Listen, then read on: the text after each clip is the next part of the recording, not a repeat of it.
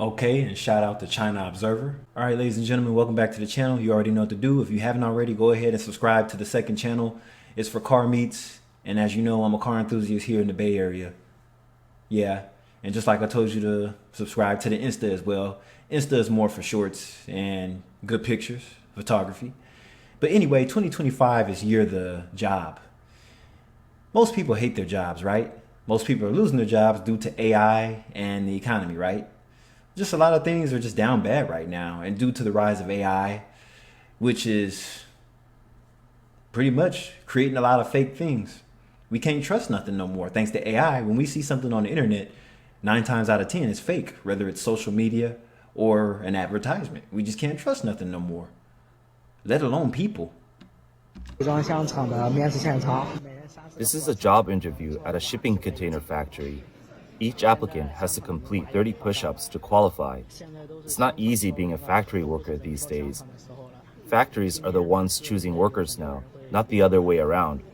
And on top of that, as their current employee, long time 20, 30-year employees are near retirement, what they're going to do is they're going to pay the new incoming people that are younger than them half of what they're getting. So their retirement and 401k is not going to be that good. But then why does it matter? Because these youngsters aren't going to be at these jobs anyway, because this is the generation of job hopping.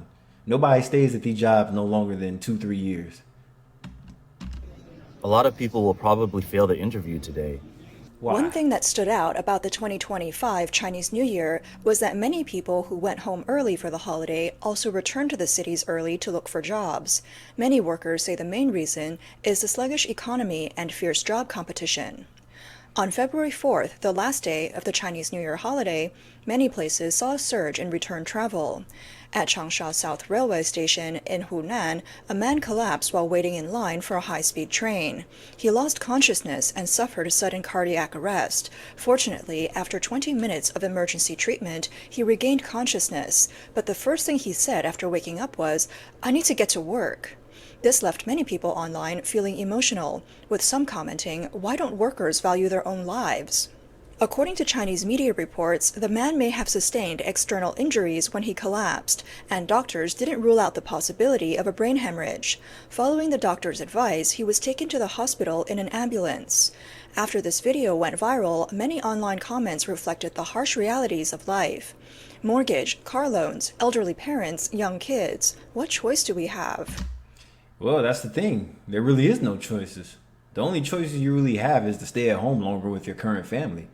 Because to be honest with you, the average person, let alone, can't support themselves or their family. So the best thing to do is just not to get nobody pregnant. Let alone, they can't afford marriage because of the dowries and the bride prices. I mean, you're going to have to borrow money and get in debt to pay that. So basically, you're just shit out of luck. For now, not unless you can find a way to get rich. But this is the average young person facing this in their 20s, right out of high school or college. This really doesn't particularly pertain to women because, you know, it's easy for women to be freelancers, and you know why. All a woman has to do is get on OnlyFans and take her clothes off, and she's getting all this money sent in to her from Venmo and other digital sources of payments from men, right? From thirsty, weird ass men. Versus if guys go around just dropping their clothes off, people are going to call the police on them. People are being pushed to their limits. Others questioned, the point of working is to live, but if you ruin your health, what's the purpose of work? Everything is too competitive now. People are being forced into a never-ending cycle of stress, to the point where even their lives are at stake. Mr. Chin, a worker in Shenzhen, told foreign media that most factories don't start operating until after the 15th day of the new year. What? This year, more formal factories will start no later than the 8th or 10th day. If you go back too late, you might miss out on job opportunities. He also pointed out that competition is intense. Last year, Guangzhou's local unemployment rate was as high as 37%, which is worse for migrant workers. The pressure is getting heavier, and jobs are harder to secure. He said, if you lock in a job early, it's one less thing to worry about. Of course, everyone would love to stay home a little longer. Yeah, but the thing is, you do have to worry about it because you have to worry about job cuts. You never know when you're going to get that pink slip.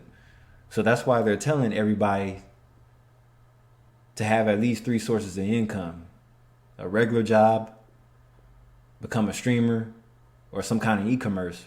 So that's your three streams of income right there. But then it's easier said than done, right? And most streamers, a lot of them don't even get paid enough to replace a 9 to 5. So don't solely rely on that. Many people are already back at work before the holiday even ends, but plenty are still unemployed. One person posted a video saying, "It's already the 8th day of the new year. Is everyone working already? Am I the only one feeling lost?" A real estate vlogger in Chengdu commented, "Job competition in 2025 is terrifying." Yeah. How was your holiday? Here's a harsh truth. 2025 will be the toughest job market in decades. If you're young and don't have a stable career, stop wasting time. It's time to get serious. Every year, 12 million university graduates enter the job market. Think a degree makes you safe? Think again. Over 1 million PhD and master's grads, plus millions from vocational schools, are job hunting too. And companies are laying people off. Last year alone, millions lost their jobs, with tens of millions looking for work. The situation is severe. And see, as a young person in his late 30s, I went through this back in 2008. And it never leaves your mind. It's crazy. I was like, I remember when that was me. Nobody was hiring, even the petty jobs, Starbucks, McDonald's. I couldn't get none of those jobs back in 2008. But what ended up happening was I ended up getting better opportunities than that anyway. So it was win-win, lose-lose. I was back at work by the 4th day of the new year. Yet some are still at home playing mahjong. Are you still living off last year's savings? China has replaced one generation of cheap laborers with a new wave of cheap university grads. You spent years studying, yet some of you now earn less than workers with only a primary school education. Supporting a family? Forget it. Companies can hire fresh grads for 3,500 yuan a month, but skilled factory workers are scarce. And the worst part? These struggling grads are the children of laborers who sacrifice everything for them, only to end up earning even less. China's economy has been worsening in recent years, with malls becoming emptier and small businesses struggling to survive. Wave after wave of closures has hit. In 2024, nearly 3 million restaurants shut down, the highest number ever recorded. And you know about these shopping malls, the American malls are struggling. I'm not talking about Mall of America in Minnesota, but mainly in the middle class areas, the lower middle class, I should say. The areas where the average person or the average household makes less than 100,000 a year. Now, where I live at, the malls are actually doing okay. And then if you just go down a little south of the Bay Area to San Jose, Silicon Valley, those malls are actually doing good still. Matter of fact, those of you that are familiar with the Valley Fair Mall in Santa Clara, borderline San Jose, where Santana Row and all that area is doing good actually. Like they actually expanded that area over the last 10 years. So the mall is more crowded than ever. They even added a lot of EV things in there, EV stores. They just have a lot of stuff going on over there in that area. And it's a heavily trafficked area for those that actually been there. And I recommend anybody that comes to the Bay Area to check it out. There's something over there for everybody. Whether it's shopping, dining, whatever, night out in the town. Recorded. More than 14,600 semiconductor companies also went out of business. The clothing industry is barely holding on. In December alone, 26 factory owners in Xuchun Town, Zhejiang, fled due to financial difficulties. With foreign investors pulling out, even the factories that haven't closed are relocating to Southeast Asia. A vlogger shared a breakdown of this year's grim job market. According to data from Zhaopin, a leading recruitment platform, the employment rate for 2024 university graduates was only 55.5%. Yeah, this looks like a job market. Funny thing about a job market, we're going to rewind it back in time, about 15 years ago. Well, no. Actually, you want to know what's funny? Right after the 2008 recession, not like it went away real quick, but a year or two after that, I went into security work, and I did that for about 5.5 years. And then I got more involved on the hospital side, inside of a hospital, and luckily I improved myself. But I mean, the goal is to never stop improving. But when I was attending these job fairs, I have never gotten a job from a job fair that I attended. The only thing that I knew I would get into was either the military or law enforcement, which usually frequently attended these job fairs. They've had recruiters right there on site at the job fairs. But of course, that's not what I wanted to do. Actually, I did try law enforcement. I thought about it. I was like, do I feel like getting shot at? Not so much, because I could find other jobs that pay just as much. But yeah. That means nearly half of all graduates are struggling to find a job. The irony is that at age 30, you're considered too old for a job, while at 60, you're told you're too young for retirement. Meanwhile, artificial intelligence is rapidly replacing traditional jobs. So why is it so hard for college graduates to find work? Because they lack work experience. Most college attendees have no prior work experience before going to college, especially if they were straight after high school and their parents pretty much just paid their way, even though their parents probably didn't have a lot of money either. So yeah, it's stupid. So 30, and it's the same thing here in the West. Once you hit about 35, 40, it's age discrimination, especially if it's physical jobs. They're going to feel like the average American is obese, right?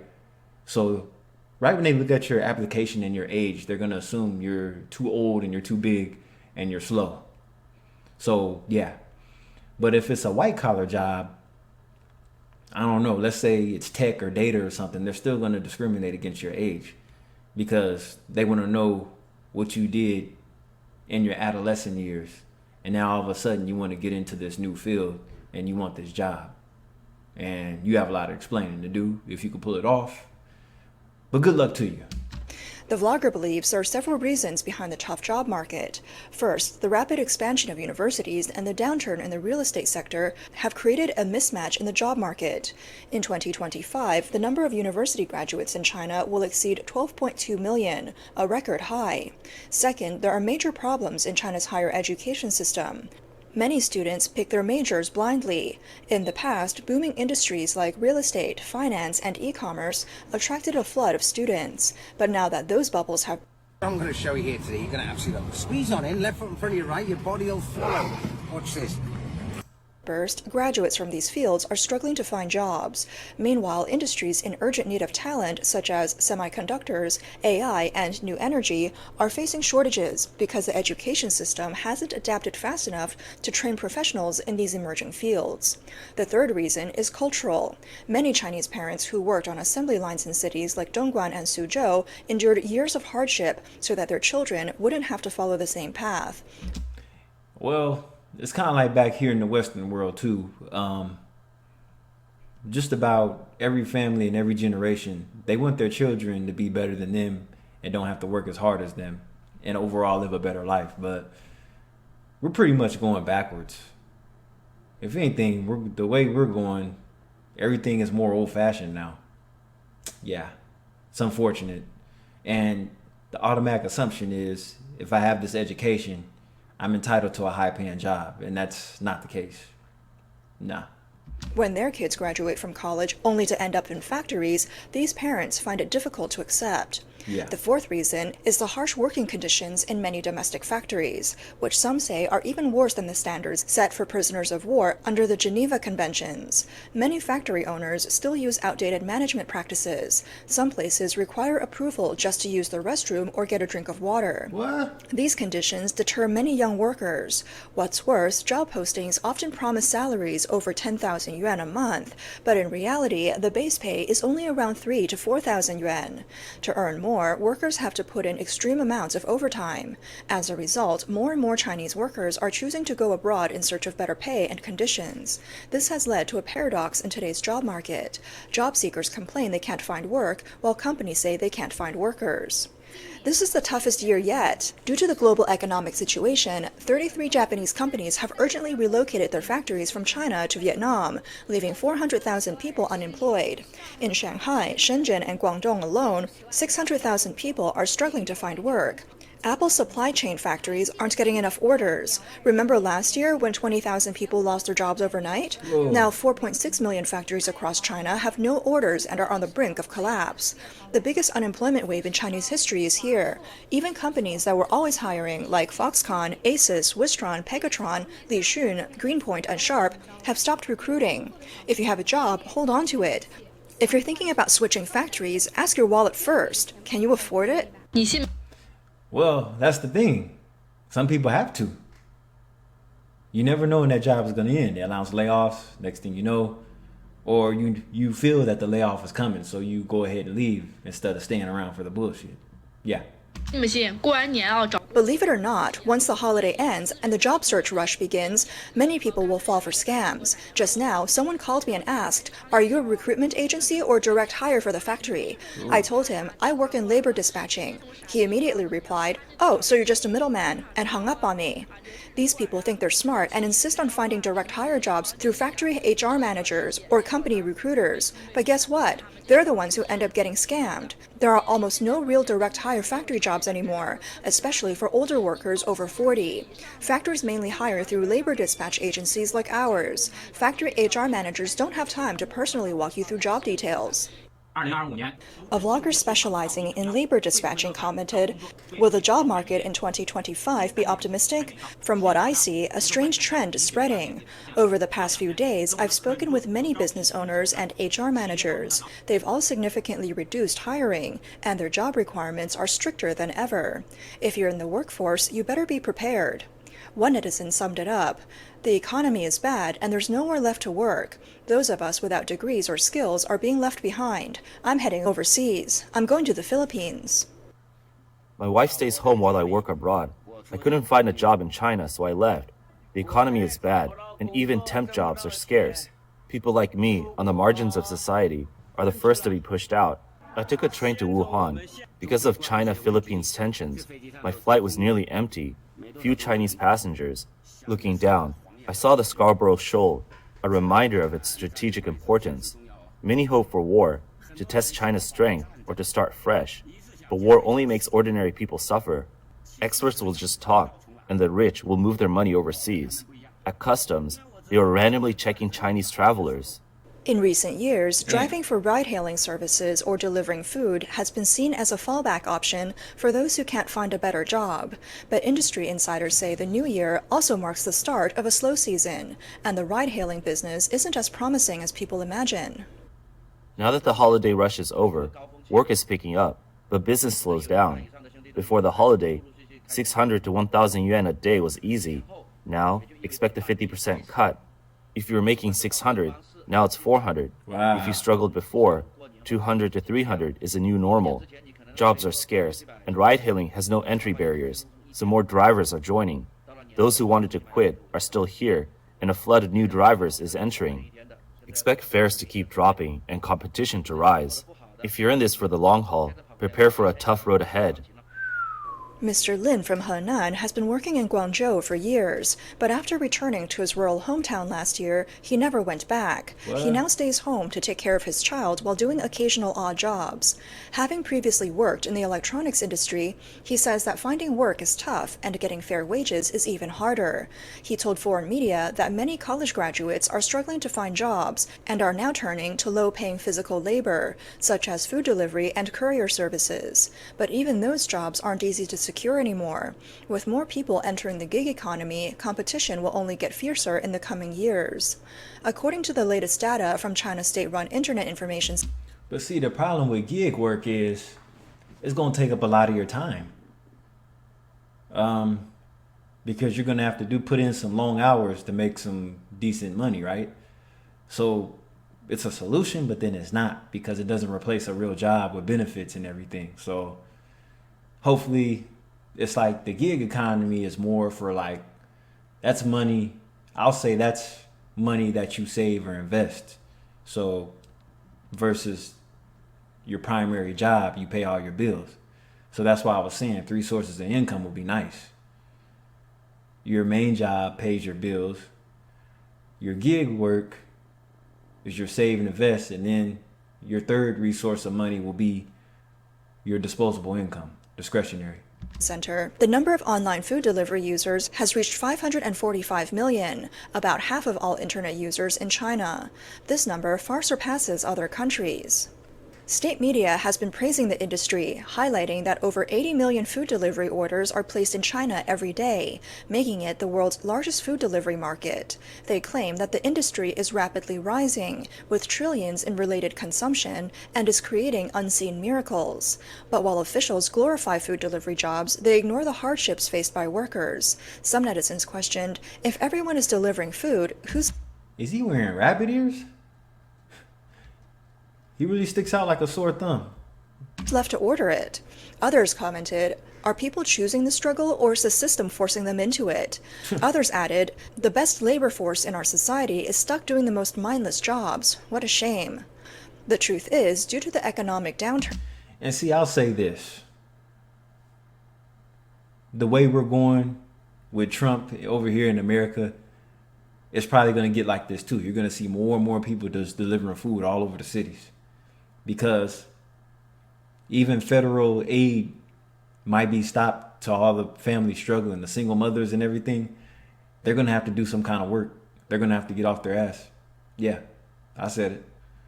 So, because a lot of people are being affected by Trump's policies that he's signing off of. So this might be over here too, if we keep it up.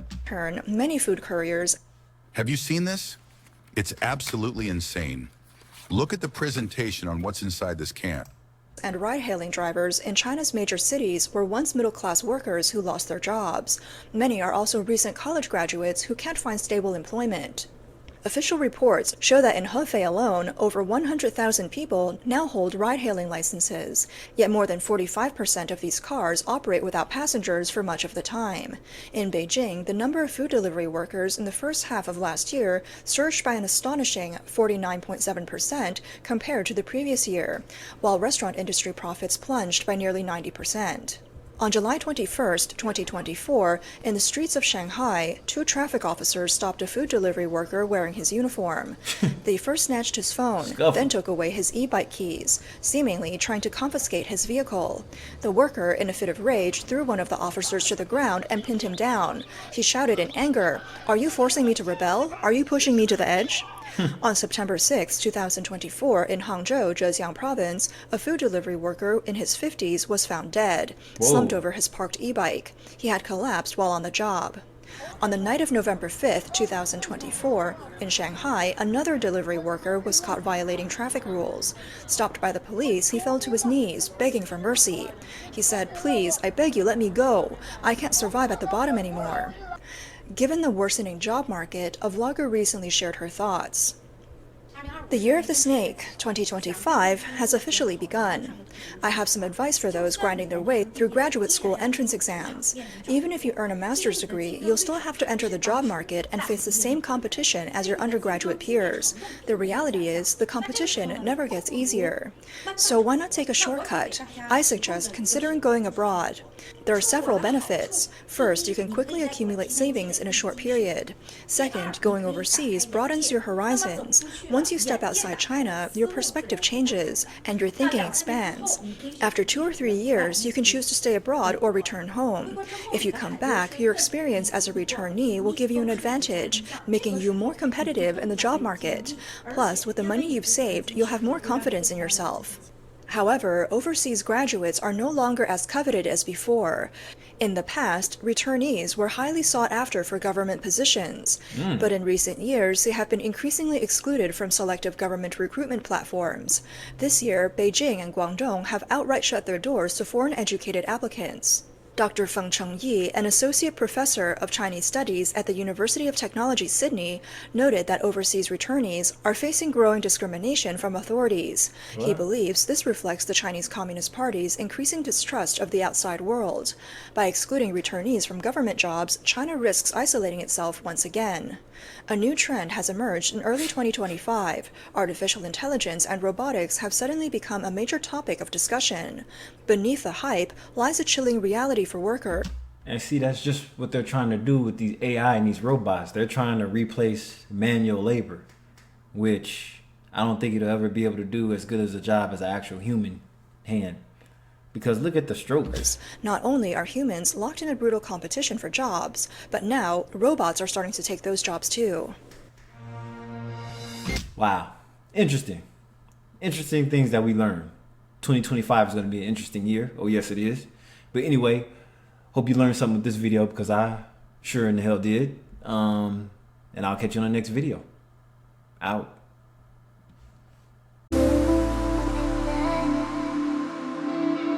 Thank you.